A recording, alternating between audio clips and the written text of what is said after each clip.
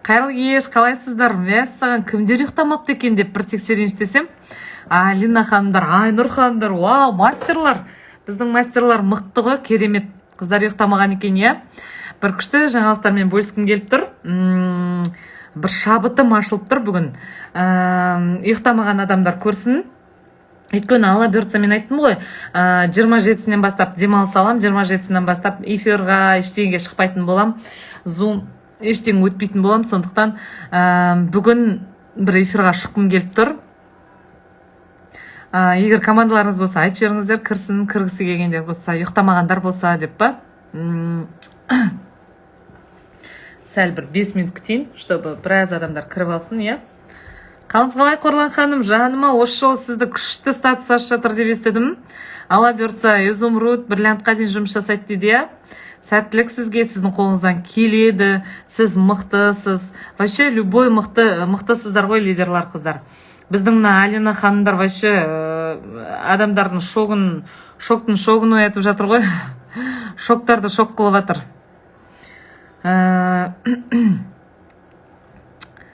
Бүгін эфирға кіріп отырған себебім, ұйықтамаған адамдар, мен ойлаймын, ол кімге қызық ол адамдар көреді деген сияқты, иә. Бізде командаға көп новичоктар қосылып жатыр, иә. Осы новичоктарға қандай компания екенін, осы компанияға келу арқылы қандай керемет мүмкіндіктерге ие болатынын мен бөліскім келіп тұр. Жаңа ғана күшті Zoom өткіздім. Команда, вообще оқырмандар егер ойланып жүрген болса деген сияқты, иә. Мен қазір жаңа веткама набор жүріп жатыр, бірақ та ол наборды тіркелгендерге мүлдем қатысы жоқ. Мама папасының атымен тіркелу деген никак болмайды. Мен прям тексеремін деп па. Және де күшті бір жаңалық, команда біз бар ғой, Датавоз супер компанияда екенбіз, иә, Датавоз супер мықты компаниядамыз. Бүгін мен күшті жаңалық естідім. Біз скоро мастерский каникулы, яғни күшті демалысқа барамыз, иә. Балиға демалуға барамыз. Және де ол мастерский каникулда білесіздер ме, бәрі абсолютно тегін компанияның атынан болады. Және де именно, мен білмеймін енді, басқа компаниямен де жаңағыдай каникулдарға барып келдік қой енді, демалыстарға деген сияқты. Но мен мынандай демалысты естімеппін ешқашан, что осындай керемет демалыс болады деп. В общем, знаете, G20 деген болады ғой, яғни ең үздік, ең үлкен алпауыт мемлекеттер, иә, мемлекеттердің президенттері деген сияқты. Сондай президенттер демалатын қонақ үйге барады екенбіз, ойлаңыздаршы, вообще керемет. Яғни жай бір жұлдыздар, әншілер баратын жер емес. Кәдімгідей президенттер, мемлекет президенттері қонатын қонақ үйге барады екенбіз демалғанда, ойлаңыздаршы. Сосын жаңа айтып жатыр, экскурсия болады, бір күн жаңағыдай вертолетпен, бір күн тағы басқа, в общем, сондай экскурсиялар болады екен. Және де бұл не деген сөз, бұл біздің компанияның уровень көрсетеді, бұл компанияның биіктігін көрсетеді. Яғни мастерларға деген құрметі, және де мастерлардың қаншалықты биікке самғай алатынын көрсетеді. Қызыл дорожка деді, және де особенный дресс-код, барлығы енді бар ғой, супер команда. Сіздерге айтқым келетіні, Мастер 20 мың осы январь айынан бастап Мастер 20 мыңға талпыныңыздар, жұмыс жасаңыздар, Мастер 20 мың болыңыздар. Және де келесі мастерский каникулда командамен бірге барайық, командамен бірге жүрейік. Және де әлі де тіркелмеген адамдар, лидерлар болса, бұл супер компания. Бұндай компания мен ешқашан көрген емеспін. Бұл жерде сіз жай ғана табысты болмайсыз. Сіз бұл жерде өмір сүресіз бұл компанияда. Неге айтайын ба? Бұл компаниядан кәдімде жылдап адамдар кете алмайды. Өйткені бұл компанияның Датаво берері көп, жай ғана табыс емес, жай ғана денсаулық емес, бұл компанияның берері Датаво көп. Бұл компанияда адамдар жаңағыдай өмір сүріп қалып қояды. Неге білесіздер ме? Өйткені сіз бұл компанияда үлкен табыс табаста, өте үлкен табыс табаста, и ол үлкен табыстан кейін сіз уже сол табысқа үйреніп қалғаннан кейін сіз уже басқадай айлыққа өмір сүре алмай қаласыз. Сіз басқадай айлықты уже қабылдай алмайсыз. Сол себепті сіз бұл компанияда жұмыс жасау керексіз, және де бұл компанияның жаңағыдай мүмкіндіктерін өзіңізге пайдалану керексіздер. Және де бұл тағы да компанияның бір басты ерекшеліктері, мысалы бізде көбінде жаңа продукция жағынан қиындық болып жатады, көбінде мысалы маломойка или косметика или тағы басқа деген сияқты, яғни әйел адамдардың аудиториясына ғана керек деген сияқты, мысалы ер адамдар косметика сатып жүру қиын, не болмаса ер адамдар даже бір белгілі бір косметикамен айналысатын компанияның атын атауға ұялады, мысалы мен осындай компанияда лидермін деп айтқан өзі бір қызық қой енді. Ал денсаулық ол іңкәлаған баладан қартқа дейін, еңкейген қартқа дейін керек.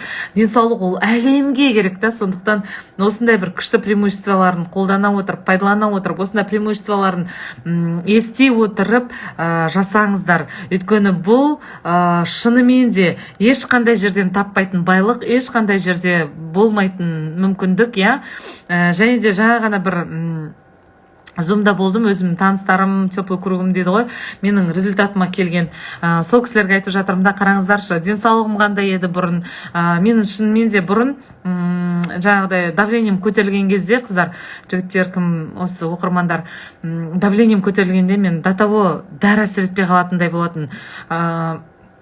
Менде гипертония деді, мен 200-ге дейін, 180-ге дейін барған кезде, мен даже 160 сезбей қалатын кездерім болатын. И до того жаңағы дәрі әсер етпеген кезде маған ыстық укол салып жататын. Қазір менде давление деген мүлдем жоқ. Мен мүлдем ұмыттым, сенесіздер, мен давление дегенді мүлдем ұмыттым. Бұл енді үлкен себеп деп айта аламын сіздерге, денсаулықтан нәтиже көруге. Сосын мен енді бұрын ұялатын, бұрын намыстанатынмын, қазір намыстанбаймын, ұялмаймын. Белгілі бір жағдайлармен біз 5 жылдай арендада жүрдік, арендада тұрып қалдық. Сол кезде сенесіздер ме, бір бөлмелі 42 квадрат жаңағы квартирада тұрдым.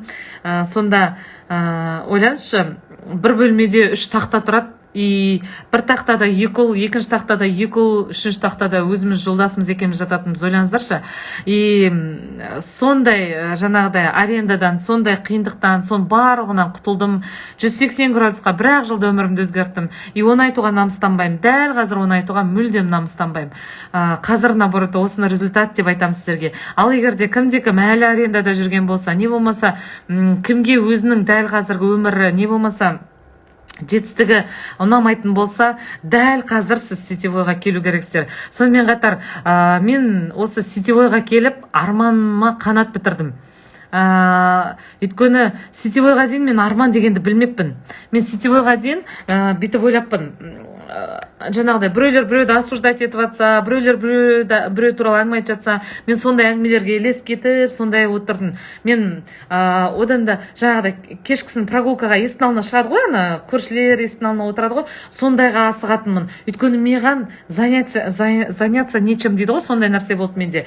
Жаңағы жұмысымнан келем да, мектептен келем да, есіктің алдына жүгіріп барып отырам, сосын кім қандай әңгіме айтады, енді жалпақ тілмен айтқанда өсек дейді ғой, сондай әсем болдым. Ал қазір менің ондайға мүлдем уақытым жоқ. Менің қазір тек қана арман. Және де жаңағы мастерларым айтып жатырмын. Ойлаңыздаршы, мен алла бұйыртса жаңағыдай әлемдік деңгейдегі президенттердің, мемлекет елбасы дейді ғой, мемлекеттің президенттері қонатын қонақ үйге барады екен. Және де сол жерден сіздерге естелік алып келем, алла бұйыртса топырағым болсын, тасым болсын, білмеймін, ана қонақ үйдің гүлін болсын, гүлінің сабағын болсын алып келем деп жатырмын да, алла бұйыртса. Ойлаңыздаршы, бұрын мен жоқ, өсек емес, әңгіме деп айтайықшы, әңгіме. Мысалы, бұрын мен даже армандаған жоқ. Мен санама сыйған жоқ ондай нәрсе. Мен президенттер қонатын қонақ үйге бара алам деген нәрсе мен санама сыйған жоқ. Және де мысалы көбінде айтып жатамыз ғой, біз қараңыздаршы, әсем сияқты болу мүмкін емес деп жатады біреулер, не болмаса біреулер айтады, әсем сияқты, ол только әсем ғана болады деп айтады. Ал мен сіздерге айтайын, әсем сияқты бәріңіз боласыздар. Любой адам әсем сияқты болады. Даже президент, мысалы, қараңыздаршы, біздің, мысалы, елбасымыз, жай шахтер болды ғой, мысалы. Сол сияқты міндетті түрде президент болу үшін, или болмаса үлкен жетістікке жету үшін сізге бір анаңыздан сопақ болып, или домалақ болып туу міндетті емес. Сіз қарапайым адам бола тұра просто арманыңызды асқақтату арқылы, яғни армандау арқылы сіз жаңағы не істей аласыз, өміріңізді өзгерте аласыз. Көрдіңіздер ме? Тек қана армандау. Ал ақша жоқ кезде арман болмайды, қыздар. Шын айтамын, ақша жоқ кезде арман болмайды. Ақша жоқ кезде не то что арман болмайды, ақша жоқ кезде денсаулық та болмайды. Депрессия. Өйткені қараңыздаршы, мысалы, сізде ақша жоқ. Ақша бар, который тамаққа, киімге, тойдан қалмауға айтыр, былай жүріп тұруға ақша бар. Но, чтобы әлемді аралап көруге, не болмаса бір, білмеймін, брендпен киінуге, или болмаса бір, білмеймін, ең қымбат жерге баруға, сізде ондайға ақша жоқ. Ең, мысалы, соңғы модельдегі заттарды алуға, сізде ақша жоқ. И, конечно, не болады. Конечно, сізде уайым болады. Где-то бір ол пендешіліктен қызғану болады біреулерді. Мысалы, қараңыздаршы, бұрын мен бүйтіп ойлайтын, өзіңмен қатарлас адамдарды көресің ғой, мысалы, бірақ олар бай да, олар мықты, олар күшті, сол кезде бүйтіп ойлайтын, осылар қалай байып кетеді, осылар әйтеуір күшті болып кетеді. Оказывается, бәрі мына жерде екен ғой, бәрі өзіміздің мына жерімізде екен ғой, бізде екен проблема, біз армандамайды екенбіз да. Мысалы, қараңыздар, Шайнұр Тұрсынбаеваны тыңдаңыздар, шылығы дейді, сіз не сұрайсыз, Құдай соны береді дейді. Яғни қараңыздар, бір адам бүйтіп сұрайды да, жаңағыдай, Аллаға шүкір, осы нан шайымнан айырмасын, осы жаңағы жаман машинам мамам болсын, осы қара шаңырағым мамам болсын, болды айтыр, осыған шүкір дейді да біреулер ше. Ал біреулер айтады, Аллам, мен де анау сияқты әлемді аралағым келеді, мен де анандай болып өмір сүргім келеді, мен ана жерден киінгім келеді, мен мынаны бүйткім келеді деп армандайды да. Пожалуйста, көрдіңіздер ма? Яғни ол сіздің сұранысыңызға байланысты. Сіз не сұрайсыз, сол нәрсе болады екен да. Ал сізде ақша жоқ кезде сіз сұрай алмайсыз. Сізде ақша жоқ кезде сіз армандай алмайсыз. Сондықтан ақшаңыз жоқ па, онда өмірді өзгермейді, мышление де өзгермейді. Сондықтан ал мынау сетевойдың арқасында үлкен ақша. Мысалы, қараңыздаршы, мен ылғи примерға келтіремін, Тати Найман қазіргі таңда енді білмеймін, өте үлкен ақша алады, енді керемет ақша алады. Ақшасын айтуға бола ма, болмай ма білмеймін, даже этика бойынша негізі ақшасын айтуға болмайды. Енді қараңыздаршы, сол Айман Татина, мысалы, басқа жерде істесеші, қандай ақша алатын еді? Максимум өлді, сұмдық жерге жұмысқа кіріпті, білмеймін, енді директор болып кетіпті деген өзіне 500-600 мың алады ғой, айтыңыздар. Жарайды, 800 мың или 1 миллион алады дейікші. Масқара бір сұмдық жұмысқа кіріпті, креслосы керемет, тура сұмдық жерге кіріпті, 1 миллион алады дейікші. Қыздар, Татина Айман қазір одан 4-5 есе көп алады. 4-5 есеге көп алады сол ақшаны. Жай сетевойдан, жай онлайн, свободный графикпен. Көрдіңіздер ма? Сосын, мысалы, қараңыздаршы, сіздерде до того свободный график болады. Супер. Ойлаңыздаршы, сіз любое время, любой жерге захотели, бара салдыңыз, захотели бір нәрсе деген сияқты, и сізде ешкім жұмыста жоқсың, қайдасың, анау, мынау демейді. Мен жаным кіріп жатыр ғой.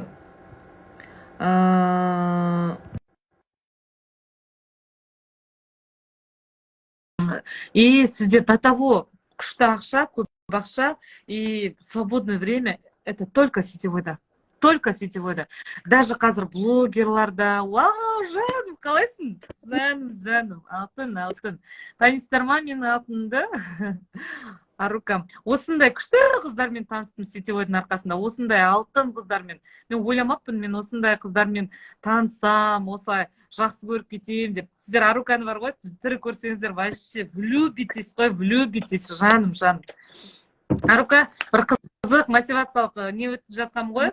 Сен де оқырмандарың ести берсін, өйткені сен де біздің компаниядасың ғой, біле берсін. Жаңа осы эфирдің басында айтып жатырмын да, маған компаниядан мынандай күшті приглашение келді. Алла бұйыртса, февральдың 1 күні 10 күнге демалыс берді компания Балиға деп. И представляете, қайда барып демаламыз? Даже Арука ол жерде сен де болып көрген жоқсың деп, даже Қайрат Нұртас болған жоқ ол жерде. Ойлаңыздаршы, G20 деген ол білесіздер ма не? Ол 20 алпауыт мемлекеттер бар ғой, үлкен мемлекеттер, Америка сияқты, сондай мемлекеттің президенттері ғана қонатын қонақ үй екен. Ойлаңыздаршы, саммит болады ғой, сондай. Сол сияқты болған кезде президенттер жиналады ғой, и сол кезде президенттерге арнай беретін қонақ үй. Сол қонақ үйге мен барады екен. 10 күн демалыс беріп жатыр. Ойлаңыздаршы, сондай қонақ үйге 10 күн демалуға мүмкіндік беріп жатыр. Вообще супер ғой енді. Сондай жаңалығымен оқырмандармен бөлісіп жатырмын. И Аруканың да оқырмандары болсаңыздар, ойланып жүрген болсаңыздар, срочно Арукаға жазыңыздар. Арука сіздерге қалай жаңағы не істеу керек екенін айтатын болады. Өйткені ол жерге Арука ала берсе келесі жыл сен де бара аласың. Даже может келесі жыл емес, енді көреміз. Енді уже мына жаңа жыл бастап кетті ғой, уже 2023-те ала берсе, иә, может сен де бара аласың деген сияқты. Ойлаңыздаршы, мен вообще ойламаппын. Даже Қайрат Нұртас, даже білмеймін, енді Керемет деген әншілер, супер жұлдыздар да барып көрмеген ол жерге. Ойлаңыздаршы, ол жерде тек қана президенттер ғана қонатын қонақ үй екен ғой. И бізге бүйтті экскурсия болады деді. И ала бұйыртса экскурсияда жаңа бір күн вертолетпен ұшырамыз, бір күн анандай, бір күн мынандай, короче, представляете, все бесплатно от компании, представляете? Білмеймін, енді ондай демалыстан ешкім отказ бере алмайды, иә, сондықтан тіркелмеген лидерлар болса срочно Coral Club'қа тіркеліңіздер.